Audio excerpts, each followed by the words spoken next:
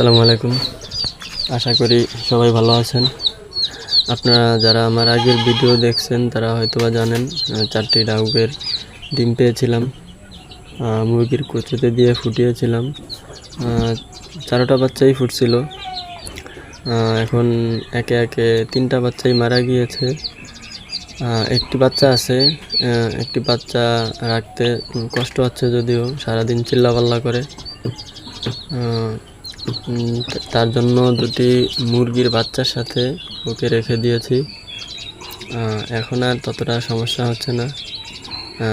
ও এখন নিজেই আদার খাচ্ছে, কোনো সমস্যা হচ্ছে না। এখন ও নিজেই আদার খাচ্ছে। সবাই দোয়া করবেন এটা যাতে বড় হয়, ওকে যাতে বড় করে ওর স্থানে ফিরিয়ে দিতে পারি। সবাই দোয়া করবেন। আরও বড় হলে ওকে ওর স্থানে ছেড়ে দেব। আসসালামু আলাইকুম।